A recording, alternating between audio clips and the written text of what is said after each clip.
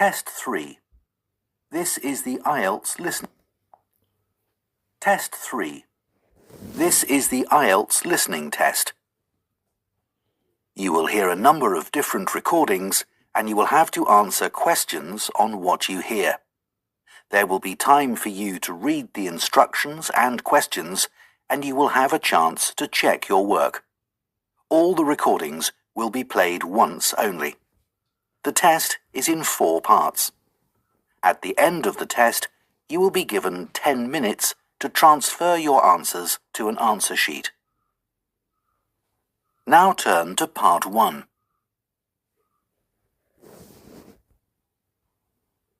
Part 1. You will hear 2 neighbours who live in an apartment block talking about shopping for food. First, you have some time to look at questions 1 to 6.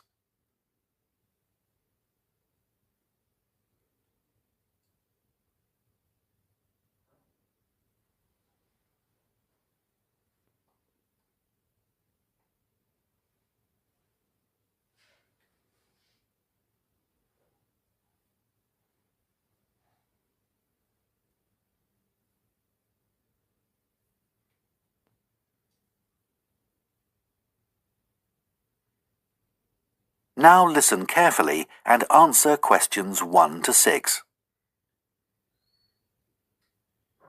Hi, Shannon. How are you settling into your new flat? Really well, thanks. You look like you're going shopping. Yes, I am. My cousins are coming to stay for a couple of days and I have to cook for them. Well, there are plenty of places to buy food in Kite Place. It's the area by the harbour. Oh, okay. I'll find that on the map. Thanks. What sort of food do you need to get? Well, neither of them eats meat, but they both like fish. Well, there's a really good fish market there. Oh, great. Where is it exactly? It's at the far end of Kite Place. So you have to go over the bridge and then it's on the right. Okay. Is it open all day? It doesn't close until 4, but I'd recommend going earlier than that. It does run out of some things. Oh, I don't want that to happen. As long as you get there by 3:30, you should be fine. It's only 11 now, so plenty of time. Right? Do you need to buy vegetables too? I do, and I want to avoid all the plastic packaging in the supermarket. Well, there's a really nice organic shop there. Now, what's it called? It's the name of a flower. I know, it's Rose. Oh, that's a nice name. Yeah, it sells vegetables and quite a lot of other stuff. And where's that? Well, as you reach the market, you'll see a big grey building on your left. I think it used to be a warehouse. Anyway, now it's a restaurant upstairs, but the ground floor has 2 shops either side of the entrance, and it's the one on the left. That's easy enough. You can't miss it. There's also a big sign on the pavement, so you can look for that. Fine. I guess if I need anything else, I'll have to go to the supermarket. Yeah, you should be able to get everything you need. But there's a minibus that goes to the supermarket if you need it. It's purple, and the number is 289. Thanks. That's great. Before you hear the rest of the conversation, you have some time to look at questions 7 to 10.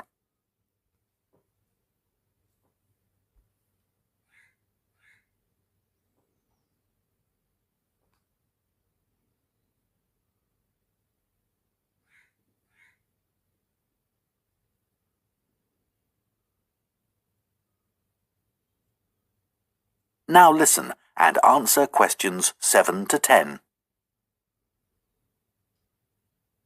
So, what do you need to get at the fish market? The salmon is always very good, and the shellfish. I'm going to make a curry, I think, and I need about 12 prawns for that. They'll have plenty of those. Okay. Have you ever tried samphire? No, what's that? It's a type of seaweed. Oh. I just ask for a handful, and you fry it in butter. It's delicious. Oh. Oh, I might try that. How do you spell it? It's SAMPHIRE.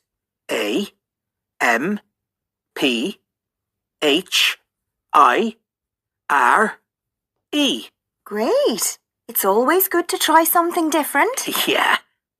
I'll see what beans they have in the organic shop, and I think I'll get something for dessert there. How about a mango? I'm not sure. They're not always ripe. I'd prefer a melon. It's bigger too. Good idea. The owner also sells a lot of spices there that you can put in a curry, and things like coconut. Oh, that's very helpful. I'll have a look. No problem. I know bread doesn't really go with curry, but I always like to have some in case. As I said, all the bread is homemade, and there's lots of variety. I like the brown bread myself. Sounds good.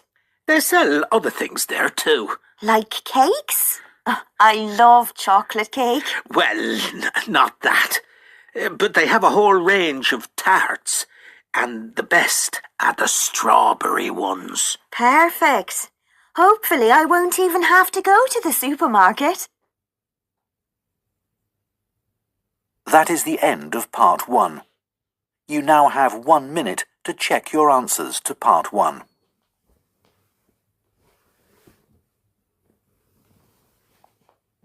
Part 2. You will hear the organiser of a children's book festival giving some information about it on a local radio programme. First, you have some time to look at questions 11 to 16.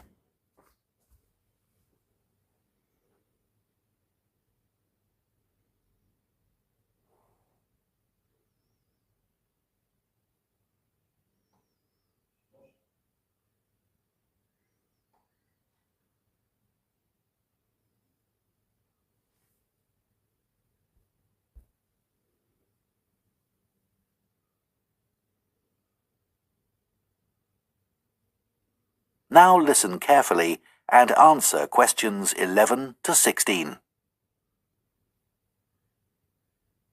The Children's Book Festival is coming up again soon, and here to tell us all about it is the festival's organiser, Jenny Morgan. So tell us what we can expect this year, Jenny.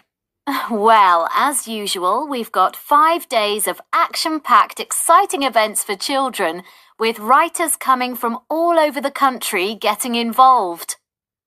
Just to give you an idea of what's on offer in the workshops, first of all, there's a very special event called Superheroes. This is a chance for deaf children to share their reading experiences with author Madeline Gordon, who is herself hearing impaired. Just Do It is a practical workshop led by the well-known illustrator Mark Keane.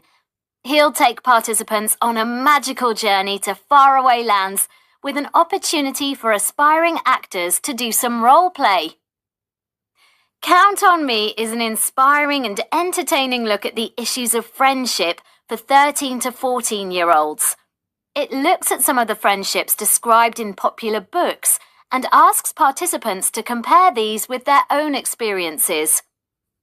Speak Up is part of a series of workshops on the subject of mental health. This is a creative writing workshop encouraging children to describe situations where young people experience loneliness. A recent survey revealed that children can be lonely even when they're at home with their families. Jump for Joy, as many of you will know, is the heartwarming best-selling story by Nina Karen about a young girl's trip to visit her relatives in India. It recently received the gold medal at the Waterford Awards. Nina will get children to celebrate the word joy by writing a poem. Sticks and Stones is the beautifully illustrated picture book for young readers about a community who organise an African Caribbean festival to help local children learn about their Jamaican roots. This will be a musical event where children will have the chance to play steel drums. This is bound to be very popular, so please book as soon as possible. Before you hear the rest of the programme, You have some time to look at questions 17 to 20.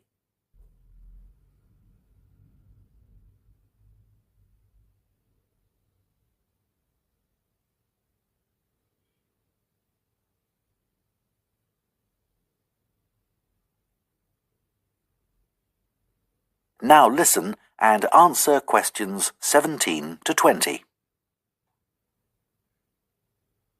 Thanks, Jenny. That all sounds really interesting. I'm just wondering if you have a favourite book you could recommend for our readers? It's hard to choose, but Alive and Kicking is definitely worth mentioning. You won't have heard of the writer as it's her first book, which is really impressive. It's basically the teenage diary of a boy from Somalia who comes to live in the UK. It deals with the serious issue of immigration and all the challenges the boy has to face at school and with the language barrier, etc.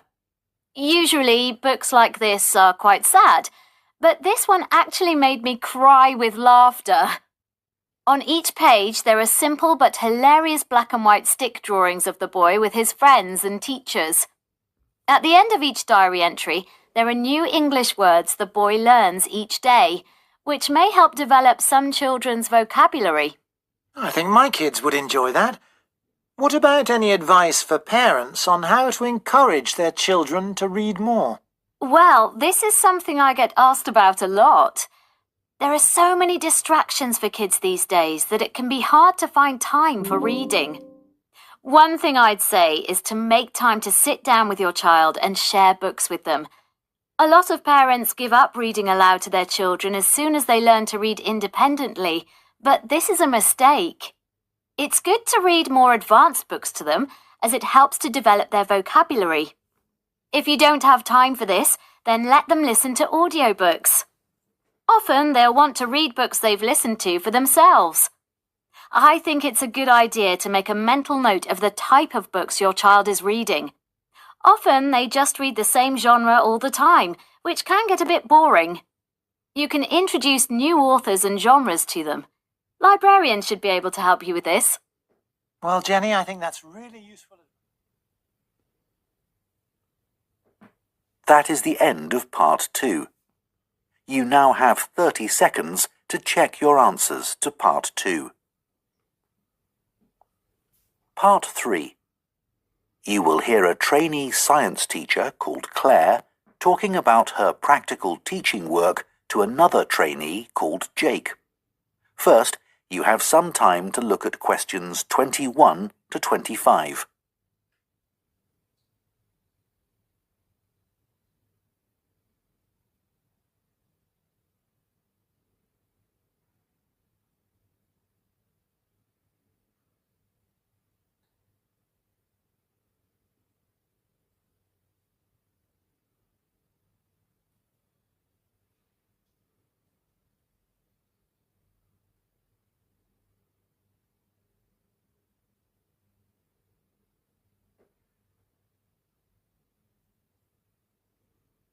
Now listen carefully and answer questions 21 to 25.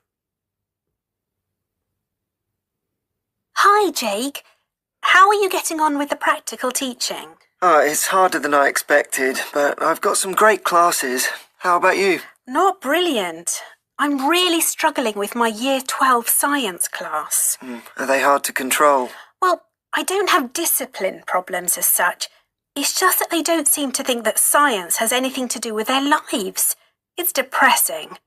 They listen to what I say, and I gave them a test last week, and the results weren't too bad.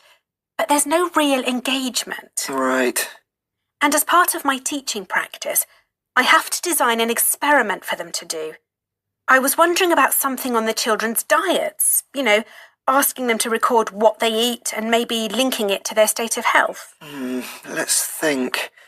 So your methodology would involve the children recording what they eat, okay, but you'd also need to have access to the children's medical records, and I don't think people would be happy about that. Confidentiality would be an issue.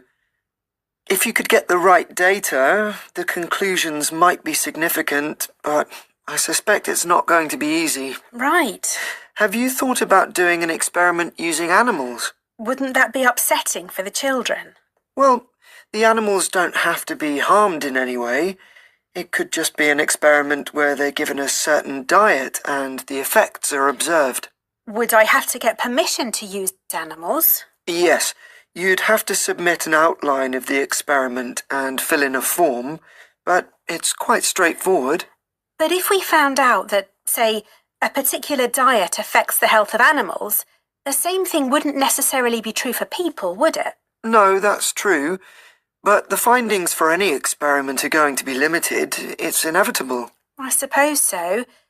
So, what animals could I use to investigate the effects of diet? Mice? Yes, you'd need experimental mice, ones that have been specially bred for experiments. Okay, so what will your experiment be investigating exactly? Well, something to do with nutrition. So maybe we could look at food supplements, things like extra iron and extra protein, and their impact on health. That might be rather broad. Maybe just look at the effects of one supplement, like sugar, on the health of the mice. In fact, maybe the focus could be on whether mice can control their own diet. So what happens when they have access to more sugar that they don't really need? Exactly. Do they eat it, or do they decide to leave it? Great. Then later on you could do a follow-up experiment adding another variable. Like you could give some of the mice the chance to be more active, running on a wheel or something, and the others just sit around and don't do much. Or I could repeat the experiment but change the type of food I provided, or use mice with a different genetic structure. But I think your idea would be more interesting. I might think about that some more. Before you hear the rest of the discussion, you have some time to look at questions 26 to 30.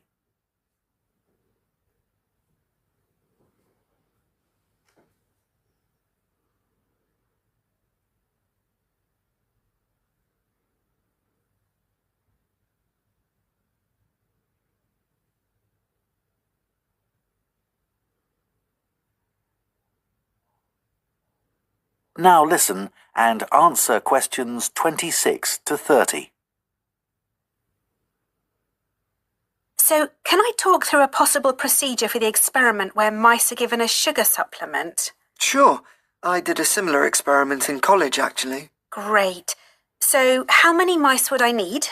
I'd say about 12, and all young ones, not a mixture of old and young. Okay. And I'd need 2 groups of equal sizes, so 6 in each group. And how would I tell them apart? I suppose I could put some sort of tag on one group, or just mark them in some way. You could use food colouring. That wouldn't hurt them. Perfect. Then each group would go into a separate cage, and one group, let's call them Group A, would be the control group. So they'd just have ordinary mouse food.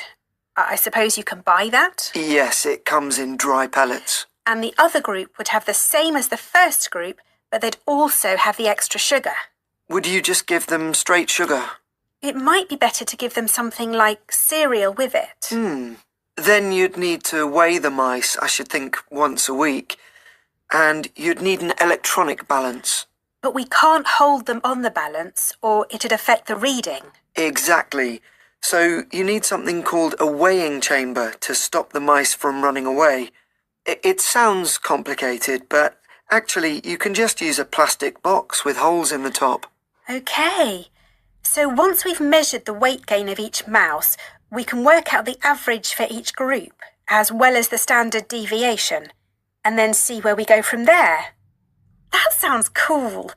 I think the students will enjoy it. Yes. One thing you must remember... That is the end of Part 3. You now have 30 seconds to check your answers to Part 3. Part 4. You will hear part of an environmental science lecture about microplastics. First, you have some time to look at questions 31 to 40.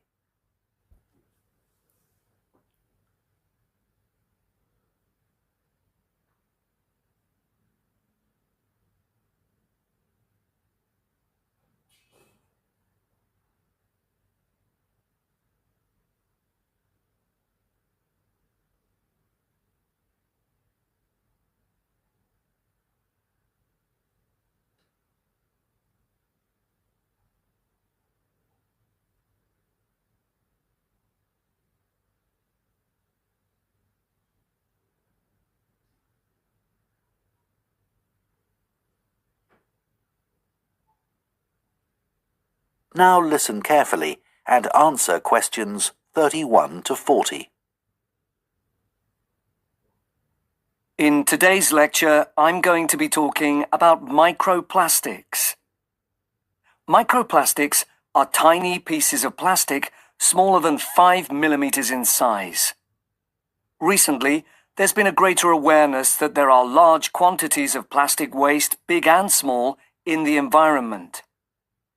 The amount of plastic waste in the oceans has received widespread attention, but far less is known about the effects of microplastics in fresh water and particularly in soil. Microplastics can enter the environment via a number of different sources. Threads and microfibers detach from synthetic clothing every time they're put in a washing machine, and these find their way into the water system. Other sources include big pieces of plastic waste that are already in the environment, and these break down into microscopic particles over a period of time. On a larger scale, factory waste is another route, as are tires, which wear down as cars, lorries, and so on travel along road surfaces. We already understand some of the impacts of microplastics from studies involving fish and other animals. There is evidence that microplastics harm small creatures in a variety of ways, such as by damaging their mouths or by impairing their ability to feed, for example when microplastics get lodged in their digestive system. Surprisingly, perhaps, it is likely that humans consume microplastics, as these have been detected in a wide range of food and drink products, including bottled water, as well as in water that comes direct from the tap. What's more, salt and many kinds of seafood have also been found to contain microplastics. However, it's important to underline that there is not yet conclusive proof that microplastics cause significant harm to people. In many countries, including here in the UK, there is legislation which prevents manufacturers from adding plastic microbeads to shower gels, facial cleansers, and toothpaste. It is very difficult to accurately estimate the total amount of microplastic particles in the soil, as they can be hard to detect. But we do know they are carried in the air and deposited in the soil by rain. What's more, many of the fertilizers used by both farmers and gardeners contain microplastics.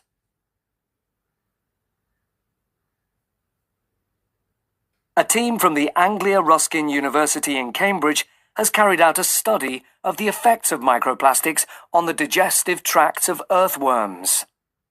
These worms, which live in topsoil, are an essential component of our agricultural system. By feeding on soil, they mix nutrients into it, thereby making it more fertile. The researchers set out to discover whether the introduction of microplastics into the soil and the subsequent ingestion of these by earthworms would impact soil quality and ultimately inhibit plant growth. The short answer was yes, it did. After placing 3 different types of microplastic particles into the soil, they planted perennial ryegrass. The particles of microplastic, which included biodegradable PLA and conventional high-density polyethylene, or HDPE, were then ingested by the earthworms in the soil. The result was that the worms lost weight rapidly. What's more, a lower percentage than normal of the ryegrass seeds germinated, and the researchers concluded that this was a direct result of the earthworms being unable to fulfill their normal role in making soil more fertile. The team also discovered that there was an increase in the amount of acid found in the soil, and this was attributed mainly to the microplastic particles from conventional HDPE plastic. The conclusions of the study make for very interesting reading. I've included the reference in the notes to give you at the end of this session. To summarize, the authors proposed the idea that we need to regard soil as we would regard any other process in nature. This means We should accept the implications of soil being dependent on decaying and dead matter constantly being passed through the bodies of earthworms. That is, when soil becomes impoverished by the presence of microplastics, not only ecosystems, but also the whole of society are negatively impacted. That is the end of Part 4. You now have 1 minute to check your answers to Part 4.